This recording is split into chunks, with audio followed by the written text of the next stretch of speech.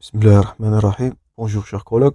On continue toujours dans le cours de l'insuffisance mitrale. Dans cette partie, on va voir les étiologies de ces défaillances, les mécanismes et la fameuse classification de Carpentier. Toujours, tous ces supports sont dans la description. Abonnez-vous toujours si vous n'êtes pas encore. Maximisez vos partages au maximum et on continue. Donc dans l'étiologie, il est essentiel de distinguer entre une insuffisance mitrale qui est, notez-vous bien, primaire, secondaire. Pourquoi? Parce que ces dernières vont être différents dans leur physiopathologie, leur pronostic et aussi leur prise en charge.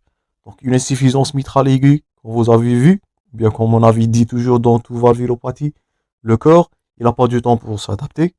Donc c'est aigu. Et lorsqu'il s'agit d'une pathologie qui est grave, qui est chronique, donc ça va être moins grave parce que le cœur, il a du temps à s'adapter. Donc premièrement, on a des insuffisances mitrales qui sont primaires. Donc ces dernières, elles regroupent toute pathologie avec une atteinte directe de la valve. Donc, lorsqu'il s'agit d'une atteinte des valves, on dit qu'il s'agit d'une atteinte primaire. Donc, soit la valve eux-mêmes, soit les cordages, soit l'appareil sous-valvulaire. Donc là, c'est une atteinte qui est mécanique. On dit deuxièmement qu'il s'agit d'une insuffisance mitrale qui est secondaire, ou bien une insuffisance mitrale qui est fonctionnelle. Donc, comme leur nom indique, fonctionnelle, il n'y a pas de lésion au niveau de la valve ou de la ASV, de l'appareil sous-valvulaire. Donc cette dernière, elle est liée à quoi? Elle est liée à une anomalie géométrique du ventricule gauche. Le cas le plus fréquent là, c'est la dilatation du ventricule gauche dans d'autres pathologies ou bien d'autres valvulopathies. Nous allons voir dans l'insuffisance aortique. Donc le cœur, bien le ventricule gauche, il va se dilater et dans cette dilatation là, vous allez avoir une altération de la géométrie, dilatation de l'anneau, donc, et c'est une insuffisance mitrale qui est fonctionnelle sans atteinte valvulaire. Ces dernières atteintes peuvent être dues, soit à une, comme on l'avait dit, dilatation du ventricule gauche liée à une cardiomyopathie, une déformation qui est liée d'autres séquelles comme l'infarctus. Donc, on commence premièrement par les insuffisances mitrales dites aiguës. Donc la première cause aiguë que vous allez noter, c'est l'infarctus, c'est l'IDM, c'est l'infarctus du myocarde dans sa forme inférieure. Donc qu'est-ce qu'il va survenir dans cette première étiologie? Donc c'est une urgence, bien sûr. Donc on a là une rupture des piliers, donc soit postérieure ou une rupture, comme on avait dit, des cordages. Donc là, vous voyez, donc dans le type 2, vous voyez là une rupture des cordages qui est, je répète, séquelle d'un infarctus du myocarde. Et comme séquelle-là, on note une défaillance ou bien une insuffisance mitrale. D'autres causes, nous allons aborder ça prochainement, c'est l'endocardite infectieuse. Donc, c'est une mutilation surtout au niveau des valves, plus ou moins avec une rupture de cordage. Et troisièmement, rupture de cordage, ce que vous avez vu là. Donc, ils peuvent être une complication d'une insuffisance mitrale, ou bien d'une pathologie dystrophique, voire d'une pathologie qui est fibroélastique. Donc les deux que vous allez retentir ou bien garder, surtout devant une insuffisance mitrale aiguë, vous allez évoquer premièrement un infarctus, surtout chez un sujet âgé où le terrain il est à évoquer, ou l'endocardite infectieuse qu'on va aborder comme deuxième cours après les valvulopathies. Donc là, vous voyez dans l'échographie, qu'est-ce que vous voyez là? C'est une valve qui est défaillante. Donc ça, c'est l'aspect échographique. On va voir ça dans la partie clinique et paraclinique. Donc, comme vous voyez là dans l'écho-cœur, je répète, qui est l'examen clé pour le diagnostic des valvulopathies. Donc, des valves qui sont altérées, qui sont dilatées, ou bien qui sont défaillantes. Donc ça, c'est du prolapsus. On va voir ça très prochainement. Donc là, c'est un tableau qui est à retenir. Donc, il regroupe les deux pathologies des insuffisances organiques. Je répète, qui sont primaires. Lorsqu'on dira primaire, ça c'est à retenir, il s'agit d'une atteinte organique, les valves sont atteintes, ou une insuffisance mitrale qui est fonctionnelle, qui est secondaire, je répète, soit des cardiomyopathies dilatées, ischémiques ou bien des troubles de rythme. Commençons premièrement par les insuffisances mitrales organiques. Premièrement, le prolapsus, ou bien donc, comme vous allez voir la dégénérescence myxoïde.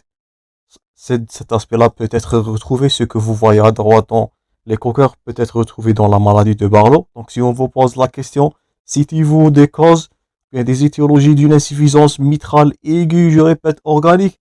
Donc vous allez citer premièrement le prolapsus, donc soit par rupture de cordage, une insuffisance mitrale dystrophique, des dégénérescences, impliquer aussi la maladie de Barlow. Nous allons aborder ça avec détail dans la partie clinique prochainement.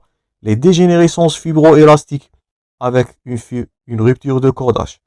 Vous allez évoquer donc deuxièmement, comme deuxième étiologie, le RA, le rhumatisme articulaire aigu. Vous allez voir ça toujours dans la pathologie aiguë. L'endocardite infectieuse, toujours à incriminer. Rupture du pilier d'origine qui est ischémique dans l'infarctus du myocarde. Des calcifications au niveau de l'anneau ou de la valve. Et d'autres médicaments qui peuvent être incriminés là, on peut incriminer l'isoméride. Donc ça, c'est l'infarctus. Donc le territoire de l'idième, ça va toucher et ça va altérer les piliers. Nécrose du pilier veut dire insuffisance mitrale. Ça, c'est la réflexion. Donc là, ce sont des calcifications sur valve. Ça peut être donc dégénérative. Ça peut être fibroélastique. Ou bien des calcifications, comme vous voyez à droite dans l'illustration. D'autres médicaments, donc là, toujours, c'est de la pathologie des valves. Je répète, organique veut dire des valves. Ça, c'est à retenir. Ça, c'est l'isoméride. Et ça, c'est le médiateur. Dans certains cas, il s'agit des malformations valvulaires mitrales qui sont congénitales. Donc là, il s'agit d'une fente. Donc vous allez voir dans les cardiomyopathies congénitales. Donc je répète, lorsqu'on dira insuffisance mitrale aiguë, ça veut dire primaire, ça veut dire altération, incriminer surtout les infarctus du myocarde et l'endocardite infectieuse. Ce sont les deux étiologies à évoquer premièrement devant une symptomatologie d'insuffisance mitrale qui est aiguë. Deuxièmement, une insuffisance mitrale peut être fonctionnelle. Lorsqu'on dit le terme fonctionnel, il n'y a pas d'atteinte des valves. Donc, c'est premièrement la cardiomyopathie dilatée. Je répète, incriminez-vous dans ce dernier cas la dilatation du ventricule gauche. Ce que vous voyez à droite dans l'illustration. Un ventricule gauche qui est dilaté, ça veut dire dilatation de l'anneau de la valve. Et ça va finir par une insuffisance mitrale qui est, notez-vous bien le terme fonctionnel. Le but de cette partie, c'est de différencier entre insuffisance mitrale d'origine organique et d'origine fonctionnelle. Je répète, la prise en charge, le pronostic et le traitement, ça va différer entre ces deux cas. D'autres causes, donc là vous voyez, c'est une dilatation ou bien une hypertrophie. Ce que vous voyez à droite, hypertrophie ventriculaire gauche, altération de la musculature du myocarde. D'autres causes sont les cardiomyopathies ischémiques. Donc vous allez voir ça dans le syndrome coronarien et l'infarctus du myocarde, ou bien des dilatations de l'anneau mitral qui sont liées à une fibrillation atriale chronique. Vous allez voir ça, ou bien vous avez vu ça dans le rétrécissement mitral. Je répète, cette stase, ça va donner des troubles de rythme, des fibrillations auriculaires et peut finira avec une insuffisance mitrale qui est fonctionnelle. Donc le but de cette partie, donc notez-vous bien, insuffisance mitrale organique ou bien primaire, surtout le prolapsus, la maladie de Barlow chez la femme. Notez-vous bien le rhumatisme articulaire aigu, l'infarctus du myocarde et surtout le rhumatisme articulaire aigu. Tout ça, il est à évoquer, surtout devant rupture de cordage, surtout devant chez un sujet âgé. Lorsqu'on dit insuffisance mitrale fonctionnelle, donc c'est une cardiomyopathie dilatée, cardiomyopathie ischémique, donc secondaire à d'autres pathologies, ou bien une fibrillation, donc dilatation de l'anneau mitral qui est liée à une fibrillation auriculaire de façon chronique. J'espère que c'est clair jusqu'à maintenant. Donc avant de conclure cette partie, on va voir les mécanismes et j'espère que vous allez noter la fameuse classification de Carpentier qui est la plus utilisée pour classer ces lésions ou bien ces insuffisances. Donc on a trois types, type 1, 2 et 3. Type 1, le mécanisme, donc c'est un mouvement valvulaire qui est normal. Type 2, si on vous pose la question, donc c'est un prolapsus valvulaire avec capotage. Donc comme on a vu précédemment, donc surtout devant la maladie de Barlow, prolapsus ou bien rupture de cordage. Et troisièmement, type 3, on dit qu'il s'agit d'une insuffisance mitrale de type 3 lorsqu'il s'agit des mouvements valvulaires qui sont limités, lorsqu'il s'agit d'une restriction des mouvements des valves. Donc, premièrement, type 1.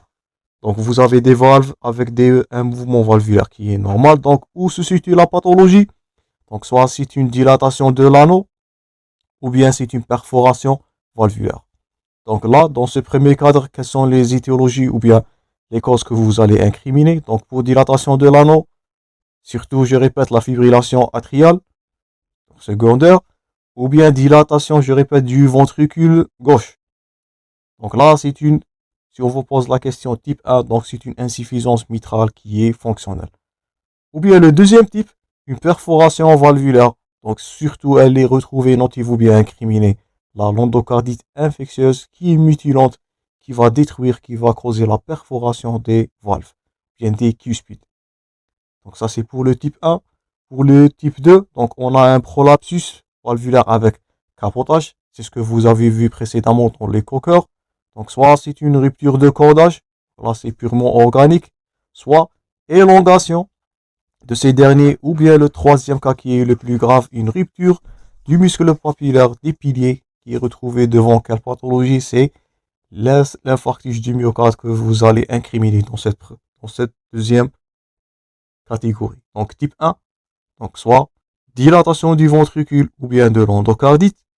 Type 2, les causes à incriminer soit un vieillissement. Le vieillissement eux-mêmes peut causer une rupture de cordage. Ou bien la pathologie la plus grave, c'est l'infarctus du myocarde. Ça va donner la rupture du pilier.